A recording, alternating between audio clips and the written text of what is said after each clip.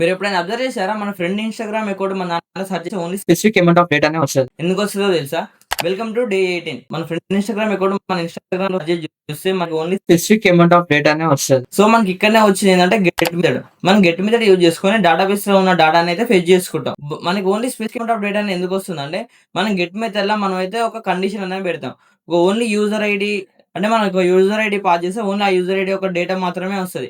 మొత్తం ఇన్ఫర్మేషన్ కాకుండా only specific amount of డేటానే వచ్చేటట్టు వాళ్ళు ఆల్రెడీ కంట్రోల్‌లో రాసి పెట్టిర్రు. సో, అందుకోసం మనకి స్పెసిఫిక్ అమౌంట్ ఆఫ్ డేటా వస్తది. సేమ్ మనం గూడా అలానే రాసుకోవచ్చు. మనం ఇప్పుడు ఏపీఎస్ ఫిల్ చేసినప్పుడు మొత్తం డేటా కాకుండా ఓన్లీ స్పెసిఫిక్ అమౌంట్ ఆఫ్ డేటానే వాళ్ళకి ఇవ్వచ్చు. మొత్తం డేటా గాకుండా.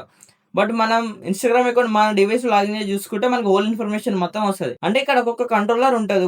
మనం ఐడీ ఇస్తే మనకి ఐడీ మొత్తం వస్తది.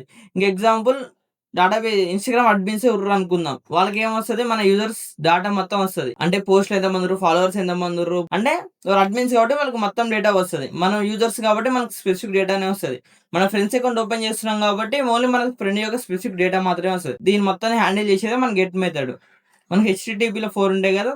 సెకండ్ వన్ వచ్చేసి గెట్ మెథడ్. మనం డాటా అనేది ఫెచ్ చేసుకుంటాం. ఇప్పుడు ఒకసారి ప్రాక్టికల్‌గా చూద్దాం ఎలా వర్క్ అయితదో అండ్ డాటా ఎలా ఫెచ్ అయితుంది. Only specific amount of data ఎలా ఫెచ్ అయితుందో చూద్దాం. ఇదైతే మనమైతే స్పెసిఫిక్ యూజర్ డేటాని ఫెచ్ చేయనీకైతే రాసుకున్న కంట్రోలర్. ఇక్కడ మన ఏపీ ఎండ్ పాయింట్ వచ్చేసి స్పెసిఫిక్ యూజర్. ఇక్కడ మనం మెయిల్‌తోనైతే మనం డాటానైతే ఫెచ్ చేస్తున్నాం. అంటే స్పెసిఫిక్ యూజర్ యొక్క మెయిల్. స్పెసిఫిక్ యూజర్ యొక్క డాటా మెయిల్‌తోనైతే చెక్ చేస్తున్నాం. నెక్స్ట్ ఇది మనది క్వెరీ డేటాబేస్‌లో ఫైండ్ చేయనీకి. మన యూజర్స్ అనేది కలెక్షన్ ఫైండ్ అనే మెథడ్ తోటి మన ఈమెయిల్‌తోని ఫైండ్ చేస్తున్నాం. పాస్వర్డ్ 0 అంటే మనకు పాస్వర్డ్ అవసరం లేదు. రిమైనింగ్ డేటా మొత్తం కావాలి. తర్వాత ఒక మెసేజ్ అయితే సెండ్ చేస్తున్నాం. డాటా ఫెచ్ సక్సెస్‌ఫుల్లీ అని. ఎర్రర్ వస్తే ఎర్రర్ మెసేజ్. ఇదేమో గెట్ ఆల్ యూజర్స్‌కి. ఇక్కడ గాని మనకు పాస్వర్డ్ అవసరం లేదు. బట్ ఇక్కడ మనం ఏం మెన్షన్ చేయట్లేము అంటే మన హోల్ డేటా మొత్తం వస్తదని అర్థం. నెక్స్ట్ మనకి ఇక్కడ మన మాంగోడిబి కనెక్ట్ అయింది అండ్ సర్వర్ గాని స్టార్ట్ అయింది. ఫస్ట్ అయితే స్పెసిఫిక్ యూజర్ యొక్క డేటా చూద్దాం. మనం ఇక్కడ మెయిల్ అయితే సెండ్ చేస్తున్నాం. అంటే మెయిల్‌తోని మనం ఫైండ్ చేస్తాం కాబట్టి మెయిల్ సెండ్ చేస్తున్నాం. మెయిల్ ఇచ్చేసినాం.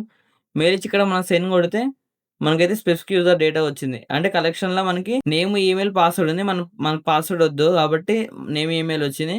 నెక్స్ట్ మనకి ఐడీ వచ్చింది. ఐడీ మంగోడిబి ఆటోమేటిక్‌గా క్రియేట్ చేస్తది. నెక్స్ట్ ఏమో ఇది గెట్ ఆల్ యూజర్స్‌కి ఇది మన ఏపీ ఎండ్ పాయింట్. నెక్స్ట్ ఇక్కడ వచ్చేసేమో మెథడ్ ఏమో గెట్ ఇక్కడ నేనేం డాటా ఇయ్యట్లే. జస్ట్ ఇక్కడ సెండ్ చేస్తున్నా.